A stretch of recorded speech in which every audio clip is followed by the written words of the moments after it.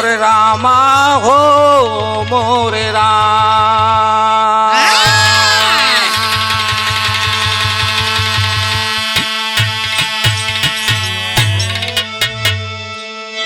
कर्मों के गीत जले इस जमी पर, धर्म पे सोहा हो रहा है।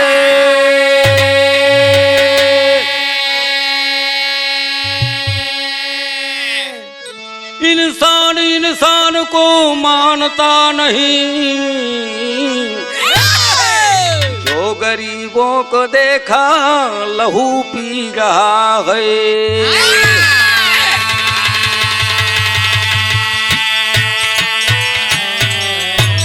गरीबों को जीना ये दुश्वार मंगल, दामन में लेकर आबरू है जी रहा है।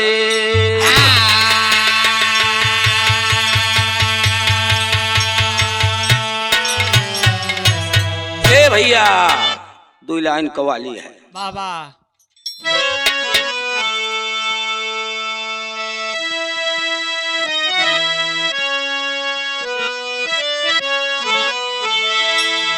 सब कुछ हमें अल्लाह के दिलवर ने दिया है, लेकिन हमारी कवाली का बोल कहा है, नकाब हुस्न का नकाब हुस्न मुसलमान उठाई जा।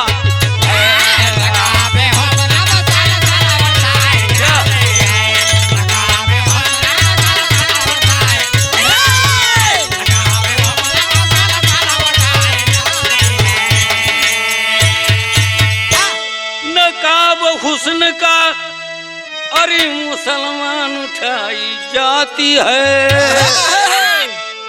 मैं तो पीता नहीं जबरी पिलाई जाती है। मैं तो पीता नहीं जबरी पिलाई जाती है। मैं तो पीता नहीं जबरी पिलाई जाती है। मैं तो पीता नहीं जबरी पिलाई जाती है। मैं तो पीता नहीं जबरी पिलाई जाती है। गमगीन जिंदगी है, जुर्म का जमाना है।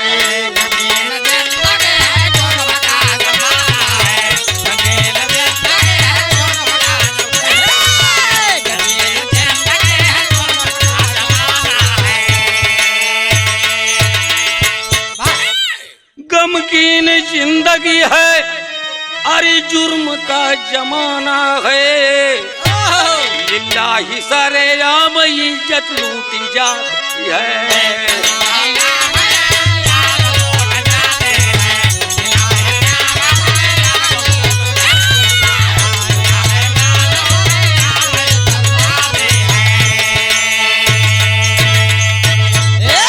भैया 2 लाइन नगम पे आवा।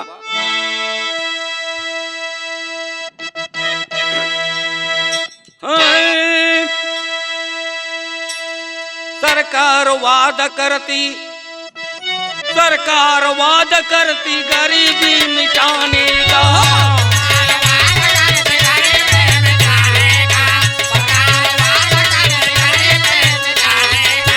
गरीब हो रहे शिकारी इस जमाने में।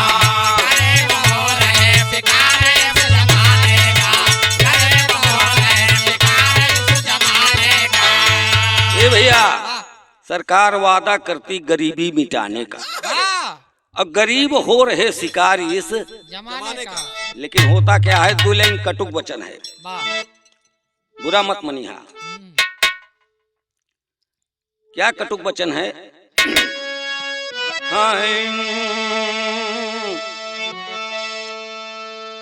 आज का नेता अरे गुंडा डाकुओं को पाल रहे,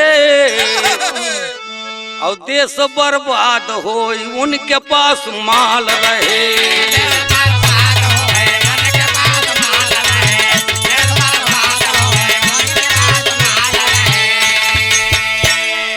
आज का नेता गुंडा डाकुओं को पाल रहे, देश बर्बाद है उनके पास माल रहे। ए भैया ये कटुक वचन है।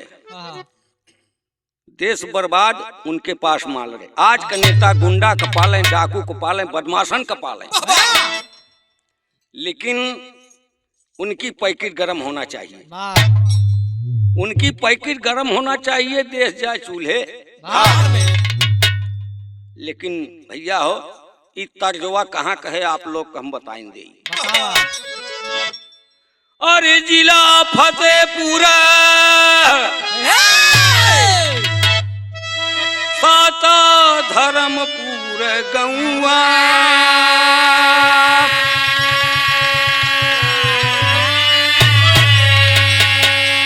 एपी सिंह का क्षेत्रधारी मान,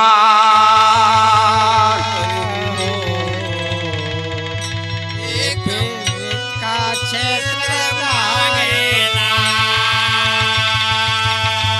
4 अप्रैल 90 कटनी का दिनवा,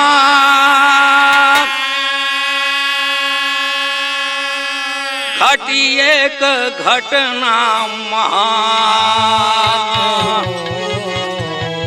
घटी एक घटना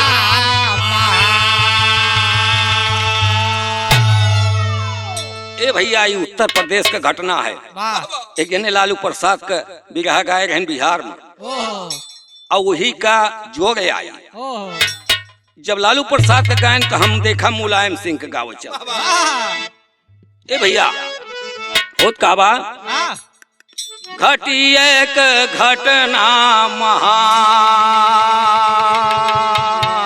ओहो, वही धर्मपुर गांव में वाह, 7 गांव पट्टी का विशाल था। ओहो, वही धर्मपुर गांव में वाह, एक हरिजन बस्ती रहली। ओहो, हरिजन बस्तिया माँ एक 80 वर्ष का पुरानिया व्रत रहन, ओहो, मतलब 80 बरस का रहन। ओहो, एक पुरानिया वो हरिजन बस्ती में रहलन, वाह, लेकिन उनके 2 लड़कियां रहन। ओहो, छोटा लड़किया का नाम धनराज बतावल गयल, वाह, और बड़ा लड़किया का नाम राम खिलामन। वाह, लेकिन एक खेत जलागत बा। वाह, अरे मिर्जापुर का चलिया, अरे बनारस के गढ़निया, चट से तोड़िया जी न बालम कारा था।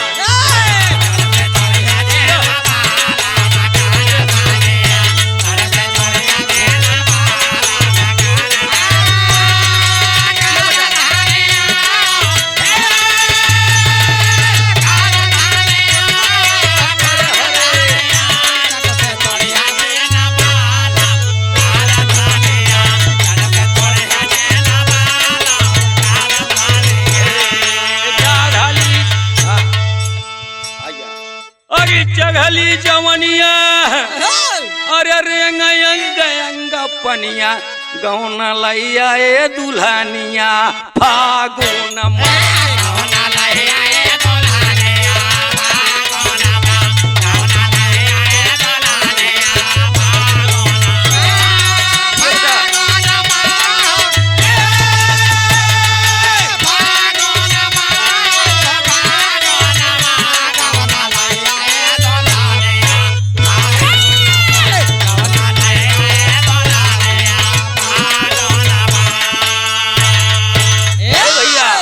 ले आए गौना। आगे रहले धनराज चौकी हर जन कैलनवा, लुधियाना मनोकारी कराता नौजवानवा।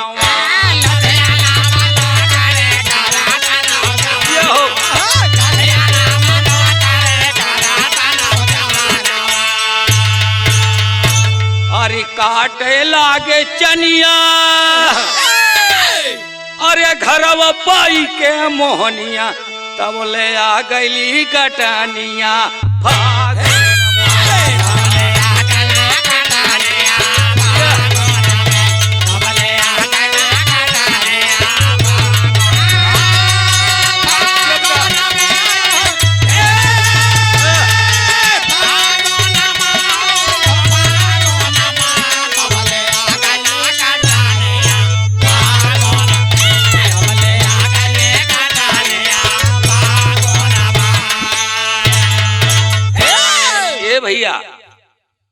वो छोटी सी स्टील फैक्ट्री लुधियाना में काम करत रहा। वाह वो फागुन में आयल अपन गौना ले आए। ओह आ गौना ले आए तो ओकरी दुल्हनिया का नाम का रहा है कुच्ची। कुछ वाह बड़ा सुंदर नाम रहा है। ए भैया और एक दुल्हनिया का नाम कुच्ची रहा है। हाय हाय हाय हाय लेकिन एक ठे हिप तक जबा का जब गमन लाइस तो सुहाग रात में गवा तो होत का बा एक ठे छोटी से तर्ज है। अरे 12 है बरिसवा कह मरी उमरिया अरे धीरे धीरे उठल टिकोरा तानी लैला हो बलमुआ हमके को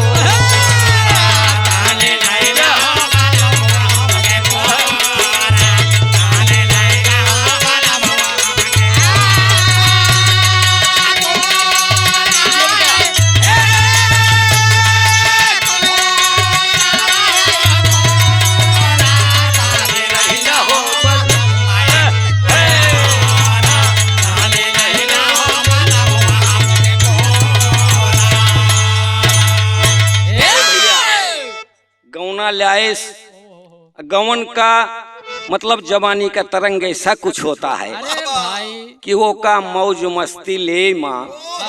अब 1 महीना बीत गया।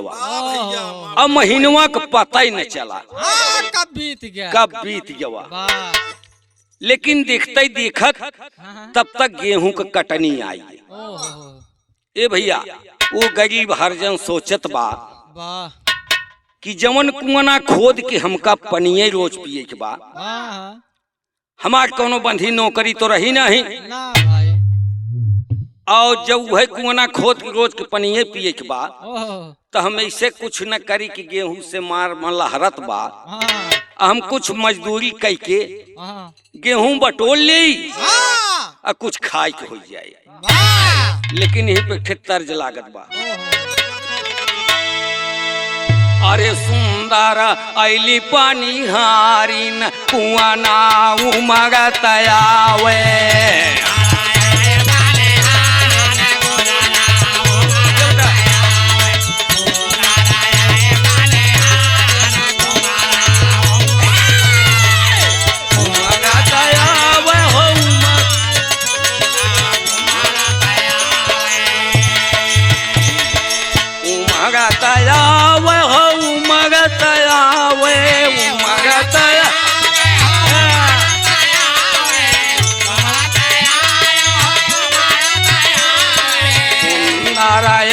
पानी हारिन कुआना उमगत आवे।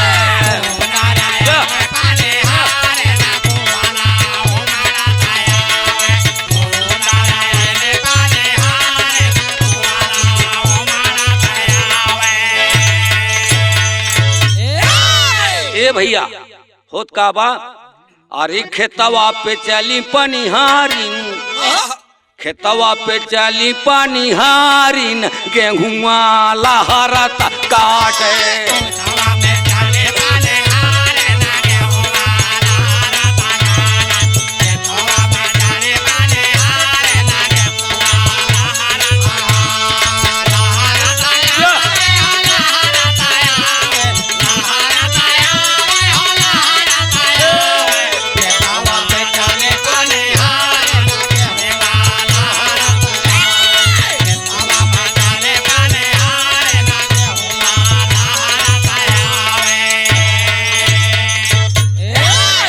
भैया गांव के सब मजदूर गेहूं कटाई करे जात रहन। वाह और धनराज सोचिस की कोनो हमारे बंधी नौकरी तो रही नहीं। वाह एक छोटी स्टील में फैक्ट्री में काम करता रहा। छुट्टी लेके गवना लाइन रहा है वाह और सोचत बा कुछ मजदूरी कई के हम गेहूं बटोली खाई हो जाए। वाह ओ कई दुल्हनिये हो सोचत बा कि हम गरीब लोग अगर ना कमाबे तो खा खाबे। लेकिन होत का बा। अरे खेतवा पे चली पनिहारी गेहुआ लहरत काटे। चला धनराज संगे कुची दुल्हनिया चला धन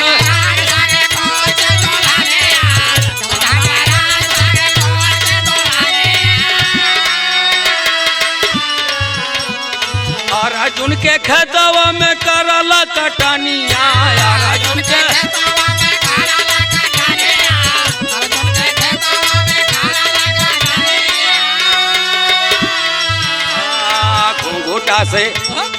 घूंघूटा से ताके तो नहारी न गेहुआ लहरत काटे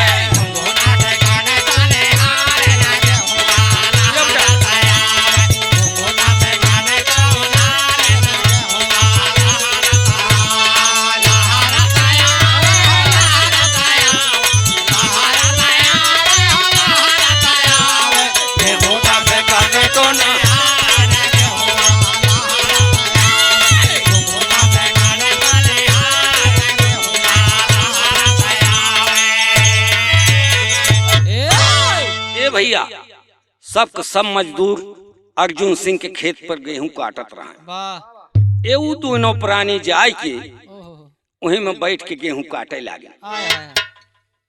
जब गेहूं काटे लागे तेक खेत तक जे देहे यहाँ कभी लोग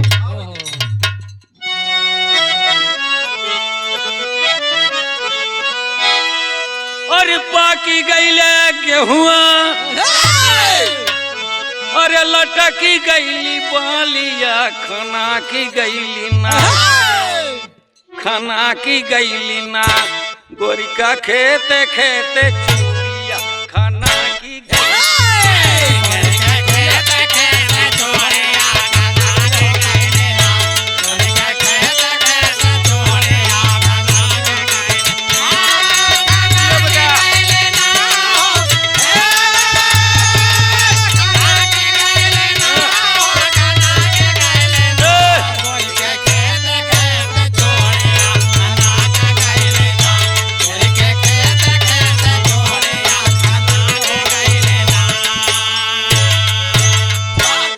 लेकिन भैया अपने पति के बगल में बैठ के धीमा है का अपने पति के बगल में कटाई करत बा बैठ के लेकिन जब कटाई करत बा तो उसके सुंदरता का उपमा दिया गया। कहा थे 4 रस हो 4 रस नहीं इसमें कई रस होता है लेकिन देखा कर सुंदरता के एक थे उपमा दिया गया। कुच्ची की सुंदरता बहुत सुंदर रही ओ कई उपमा चंद्रमा से दियल गया। लेकिन कैसे अरे हम ससुरार नहीं जाऊंगी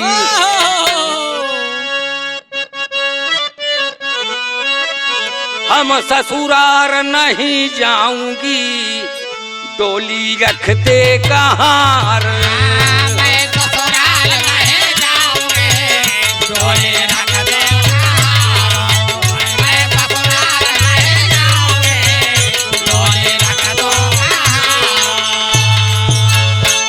यही तर्ज है।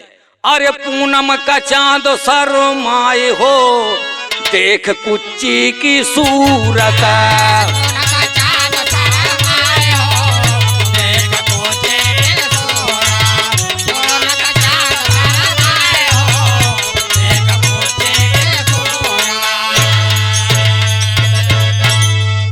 ओकर उपमा चंद्रमा से दियल गया। मतलब ओकर इतनी सूरत रही कि चंद्रमा भी शर्मा जात रही। अरे चिकने कपोल नयन खंजर से लिखे चिकने कपोल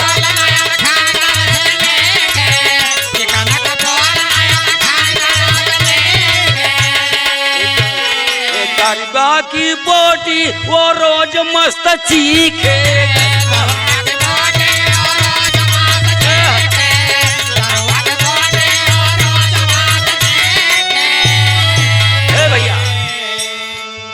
चिकने का पोल चिकने का पोल नयन खंजर से लिखे।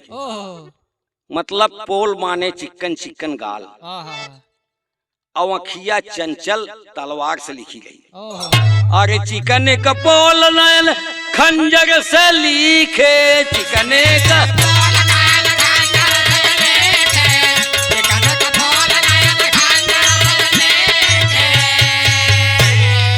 अरे पतरी कमरा बला खाए हो देख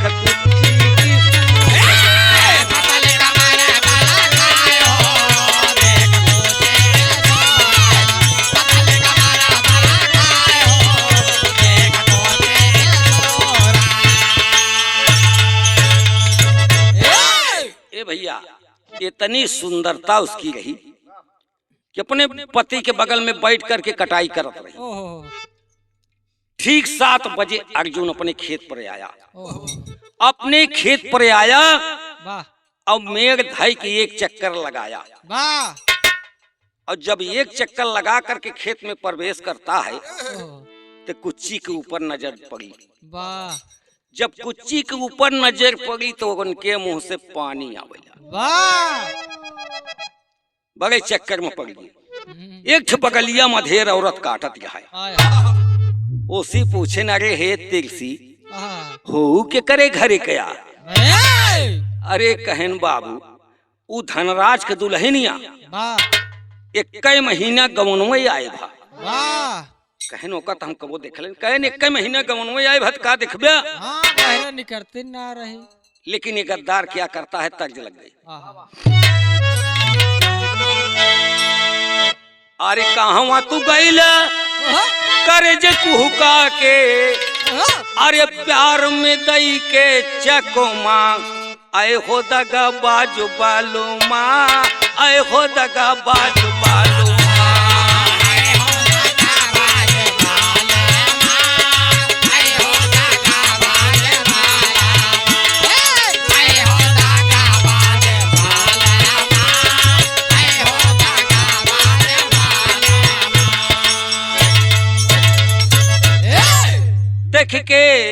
देख के सिंगरवा भंवरवा ये ललचे। देख के सिंगरवा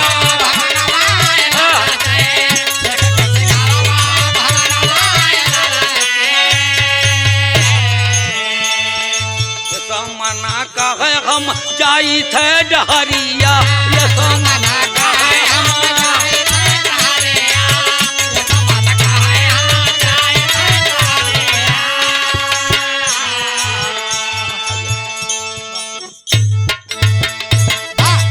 भैया हो कहत बा कि ये सुमन कहे हम जाई थे डहरिया। वाह अरे जाके खड़ा भाका दुमांग ओहो आए हो दगा बाजो बलमा दगा बाजो बलमा। पहुंचता है खेत पर। वो गद्दार क्या करता है देखा इतना मजदूर काट रहे हैं तब भी वो ढिठाई ओके देखा। खेतवा पे जाय के ढिठाई कैली हले। खेतवा पे जाय के ढिठाई कैली हले। कुच्ची के जाय के कलाई ढाईली हले।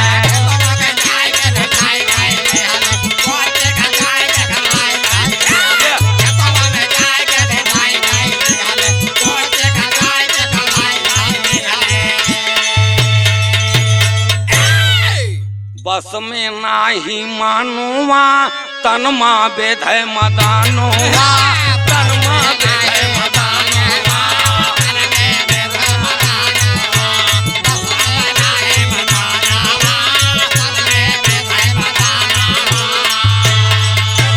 ए भैया खेत पर जा करके वो अर्जुन क्या किया कि कुच्ची का कलाई पकड़ के और खींच करके बाहों बल में जकड़े किया।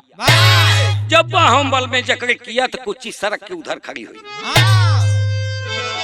ओ हरजन का बाला धनराज ठक ठक ठक ठक लगा कांपने। कभी ही पटेरी के भाव लिखत है। अरे भंवरवा देखा पागल होई गवा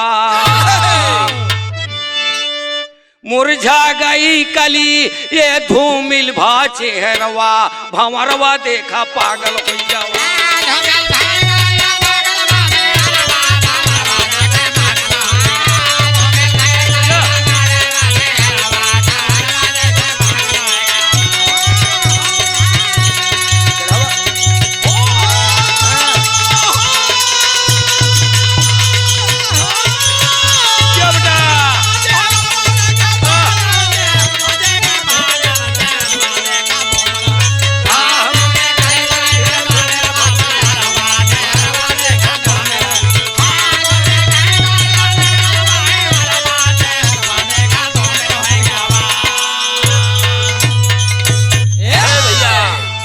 हरजन कबाला क्या कहता है। धनराज कहता है कि क्षत्रिय का धर्म यही है।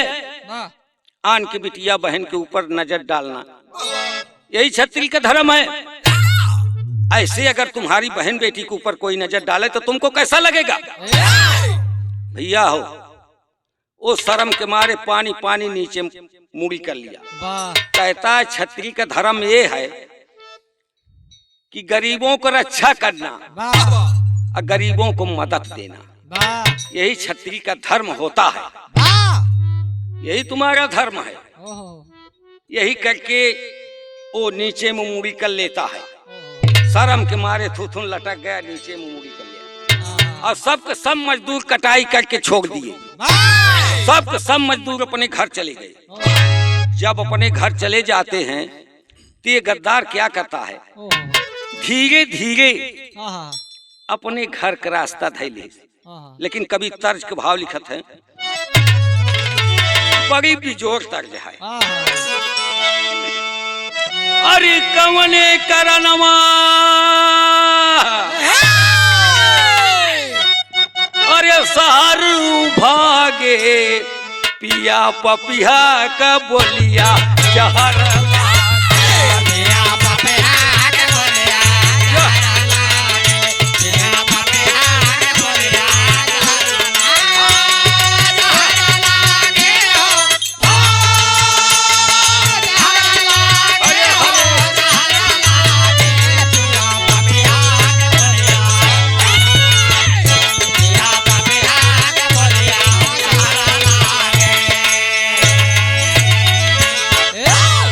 धीरे धीरे अपने घर को जा रहा है।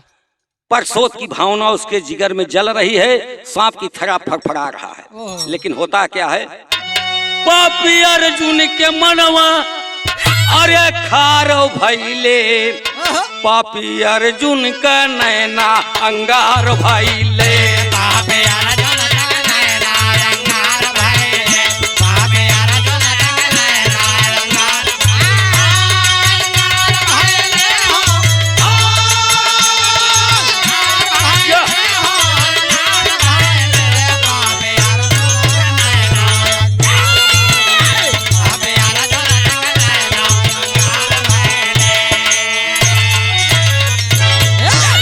भैया वो धीरे धीरे अपने घर को जब जाता है तो क्या कहता है, अर्जुन अरे राजू गुलाब का बुलवाया तौने छानावा, हरिजन धनराज का बुलवाया तौने छानावा। ए भैया वो गरीब हरिजन का पकड़वा करके दरवाजे पे खम्मा रहा, उसी खम्मा में बांध देते हैं रस्सी से। लेकिन बांध देते तो होता क्या है, अरे पापी अर्जुन का नैना अरे अंगार भाई ले, पापी अर्जुन के मनवा में खार भाई ले।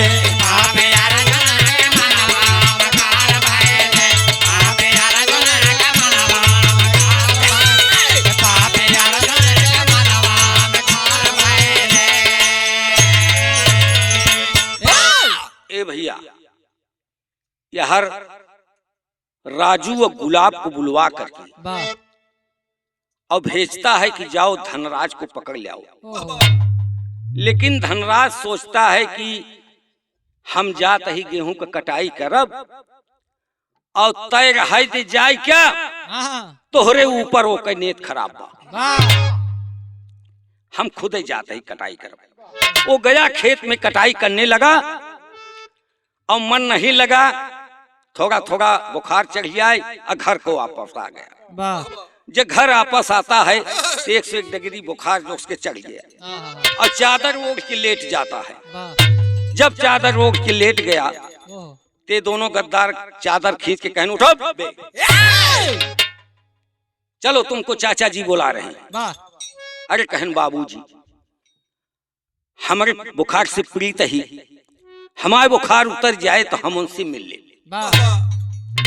जवन हमार कमवा बाकी बा हम उहो कई देव बरुओ के मजदूरियों न ले। लेकिन वो गद्दार घसीट के नहीं मानते, ले आते बाहर, ले करके अर्जुन के पास अब बगल में दरवाजे के बगल में खम्भा था, ओहो, उसी खम्भे में बांध के, अब बांध के लेखा गद्दार का करत का, अरे मारत मारत पपिया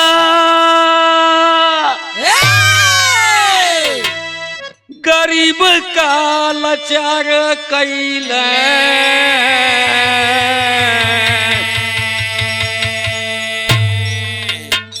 पापी अर्जुन सिंह धई के सीने पा घूटा नवा,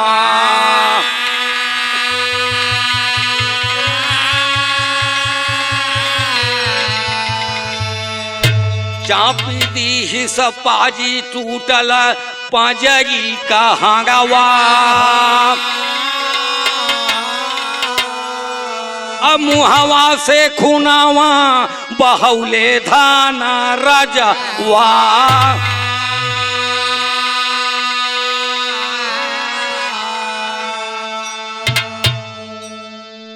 ए भैया लाठी से मारत मारत उसको मारे बेहोश कर दिए। वाह, जब बेहोश कर दिए तो और क्या करते हैं, एक तर्जबा, अरे फुलावा के मसाले जहां नमितवा, कांटावा देखा था सब डरी जाला,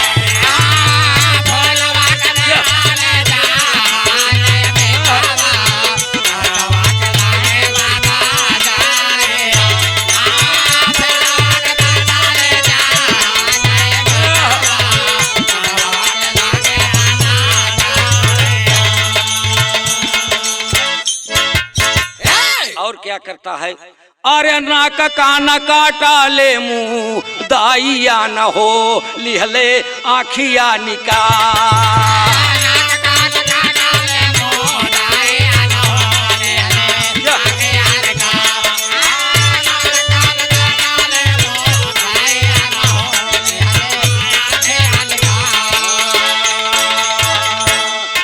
ए भैया उसका का किए कि पेड़ में बांध करके लाठी लाठी मारते मारते बेहोश कर दिए। वाह, जब बेहोश कर दिए तो रस्सी खोले बाहर आए के गिर पड़ा,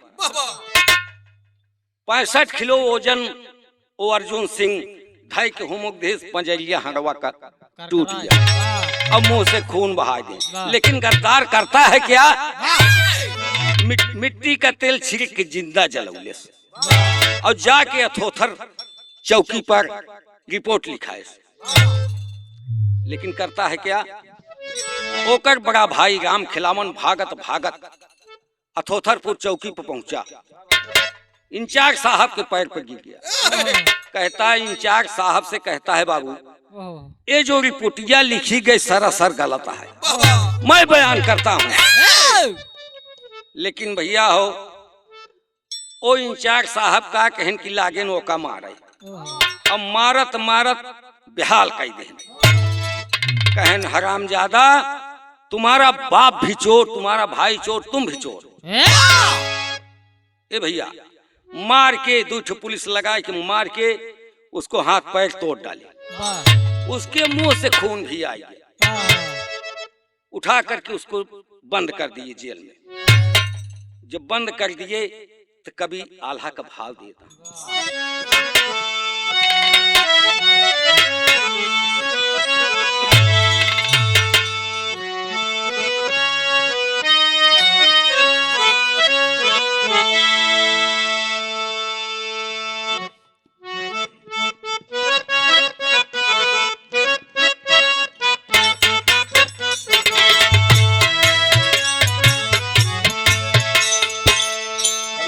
देख कैसे यहाँ, अरे बिलखई बाबू का मरनवा भैया वही दिन आया खारेला,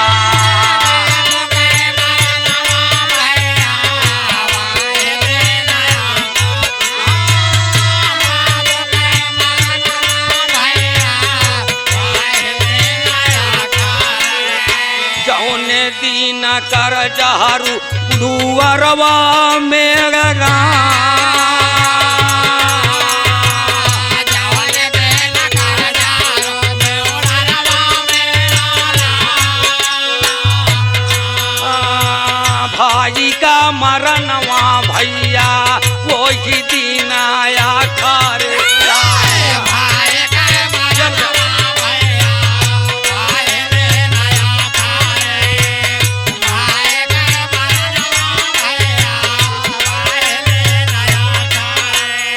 जौने दिन दुश्मन राह आखिया हो देखा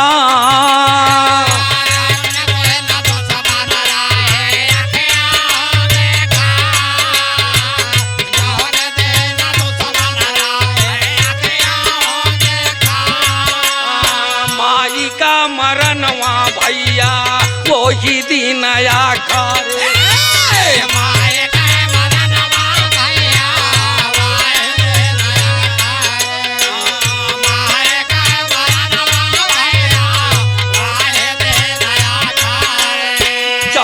दिन बिटिया गाँवनवा के जान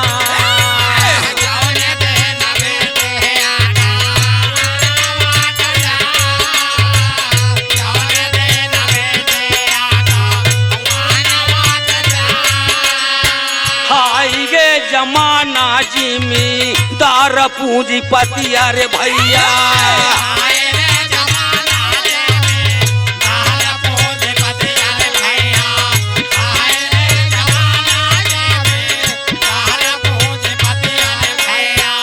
भले गरीबवन का नावरिया माझधा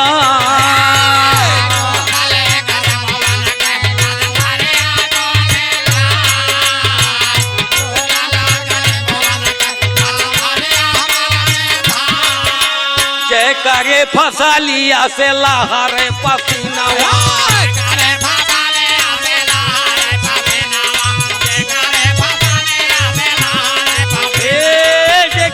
फसलिया से लहरे पसीनावा मेहनत का रोटी भाई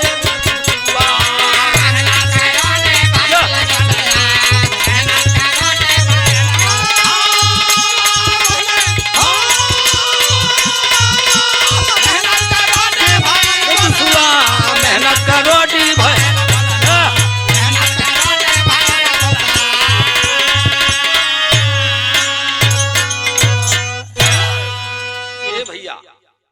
वो क्या करते हैं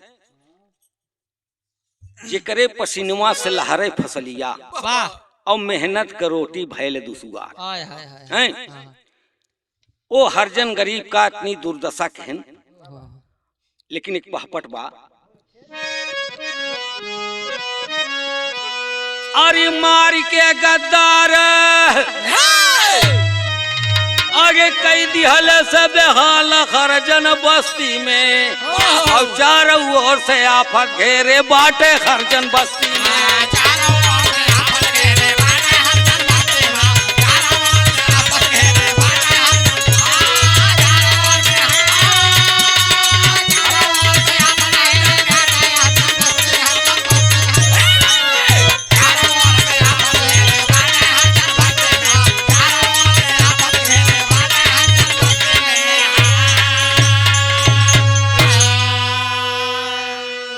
भैया वो गद्दार उसको जो है मार करके जो जला करके ले जा करके रिपोर्ट लिखा बता रिपोर्ट लिखाए कहाँ नर्सिंग होम में भर्ती कराए बाबा नर्सिंग होम में भर्ती कराए के बाद आधा घंटा में उसका प्राण पखेरु निकल गए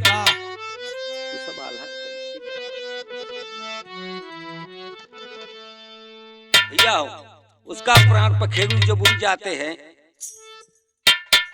आधा घंटे के बाद अरे उड़ी गया प्राण पखेरु अमिली चुली डॉक्टर दिया कमवा बिगा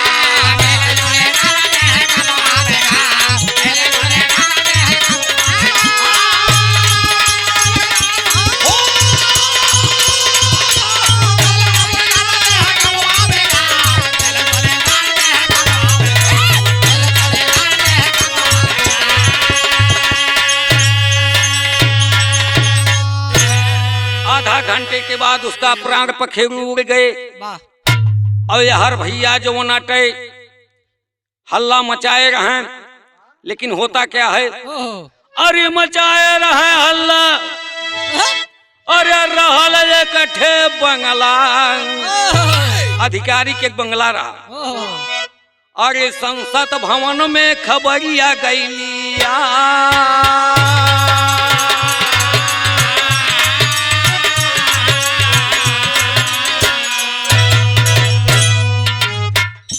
भैया ओहो, संसद भवन में जब खबर पहुंची तब? दिल्ली में तो संसद भवन में चर्चा होने लगी। ओहो, जब संसद भवन में चर्चा हो लगी तो उस समय में राज किसका था? किसका? पी सिंह मुलायम सिंह उत्तर प्रदेश का प्रधानमंत्री थे। वाह, मुलायम सिंह जब खबर पाए ओहो, तो दौरा किए।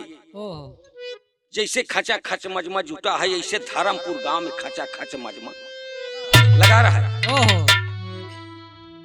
अरे तीनों पपिया का पकड़वाए ते ही छानवा वो गद्दारन का दिहले मुगवा मुगा।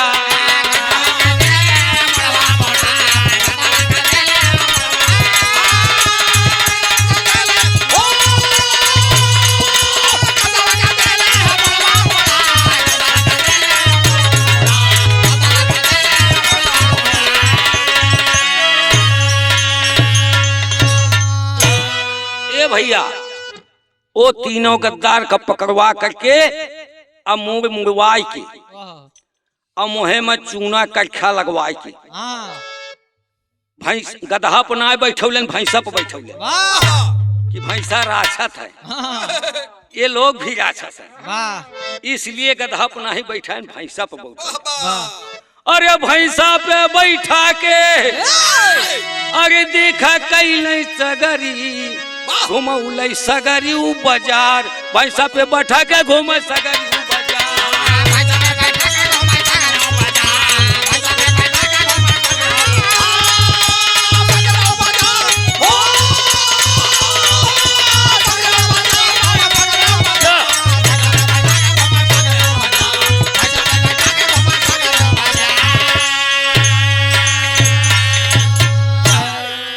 ए भैया वो गद्दारन कहा तीनों का मुंह मुड़वाई के ओहो, और मुहे में चूना करखा पोतवाई के और भैंसा पे बैठाए के पूरे नगर में घुमाए। जब पूरे नगर में घुमाए और घुमाए के बाद ले जाए शिवपुर जेल में ठोक देन।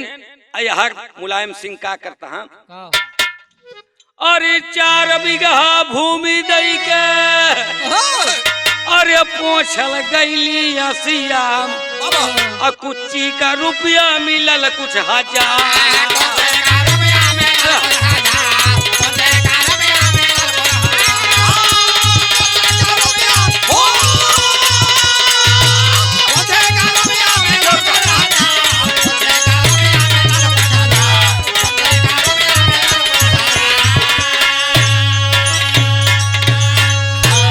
ए भैया 4 बीघा भूमि का पट्टा जब देने लगे ओहो, तो गरीब हरजन ठेघनी लई के ठेघट किया मुलायम सिंह के पास आए। ओहो, उसके चश्मा से के नीचे आंसू बहने लगे।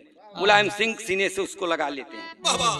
जब मुलायम सीने से लगा लेते हैं तो गरीब क्या कहता है? ओहो, कहे अरे महाराज सरकार ये पट्टा लई के हम 4 बीघा जमीन का करब, ओहो, लेकिन एक तक जाए लूटी गईले बाबू हमारे अखिया कजोतिया होना बाबू काऊ करबे तोहरी लइके धारातिया होना।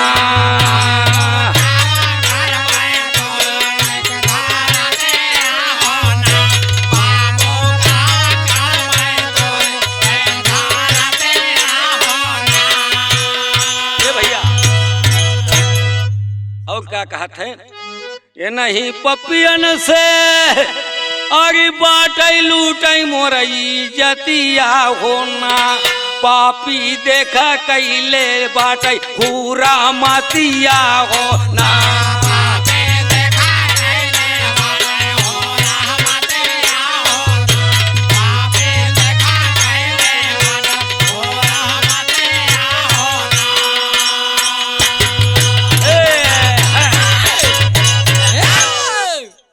बाबू का करब हम जमीन 4 बीघा का पट्टा लेके ही पापी से हमारी जान नहीं बचा। अरे कहन दादा हम तो एक बेटा आपका बचा है, वाह, कुछ दिन का मेहमान तो जरूर है लेकिन एक बेटा आपका बचा है, ये पट्टा अपने पास में रखिए। और धनराज को तो मैं आपस नहीं कर सकता हूँ, लेकिन मुझको धनराज की जगह पर मुझको धनराज समझ गए और तुम्हारी गरीबी में मैं मदद करूंगा।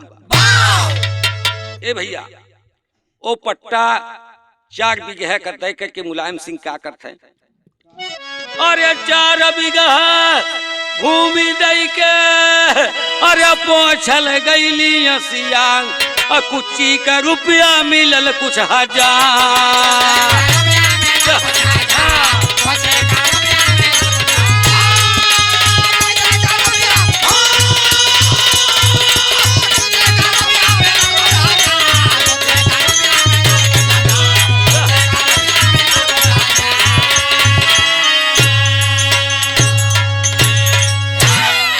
भैया मुलायम सिंह यही समझा बुझा के जब चले जाते हैं,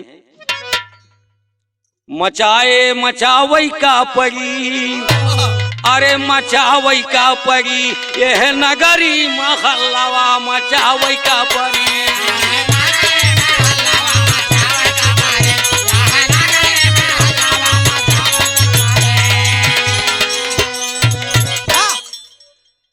यह नगरी गरीबन का प्रत देखा सरकार बहुत कुछ कहता है लेकिन कुछ कर नहीं पाता।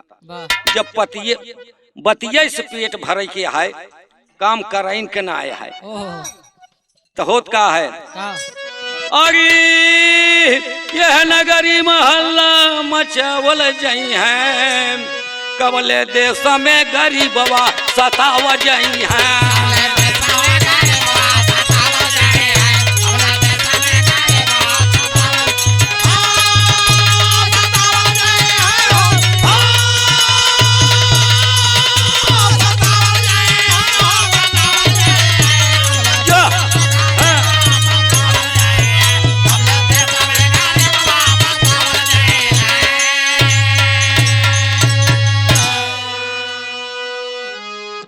सरकार करता है वादा गरीबी मिटाने का, अरे गरीबी नहीं मिटी, अरे सतावल जई है, कबले देश में गरीबवा सतावल जई है।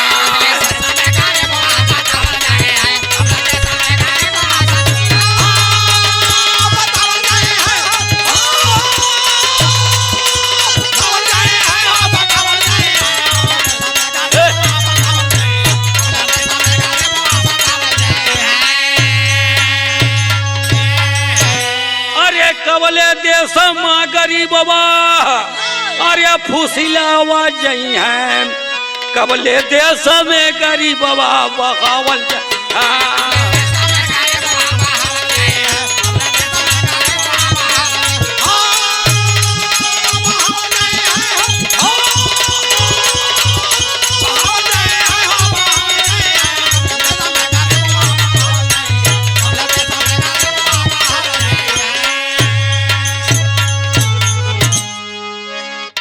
अरे मानुष तन धई के करें भेड़िया का काम हो, अरे कबले दे खुनवा गरीबवा बहावल जई है, कबले देश में गरीबवा सतावल जई है।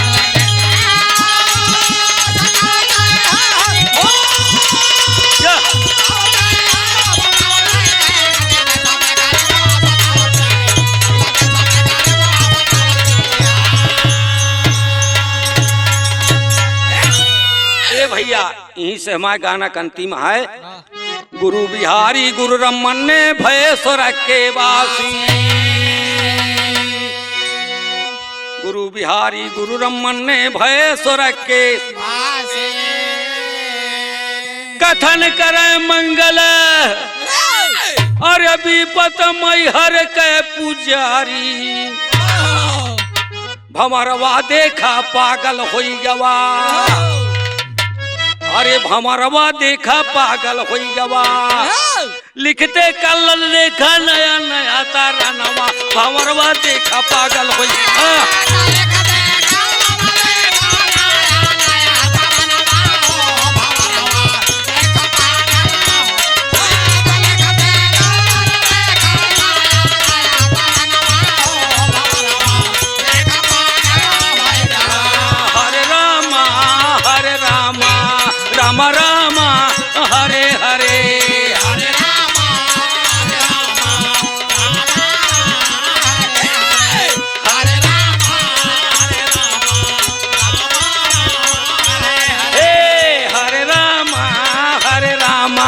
राम राम हरे हरे। हरे रामा हरे रामा हरे हरे। एक बार बोलो शंकर भगवान की।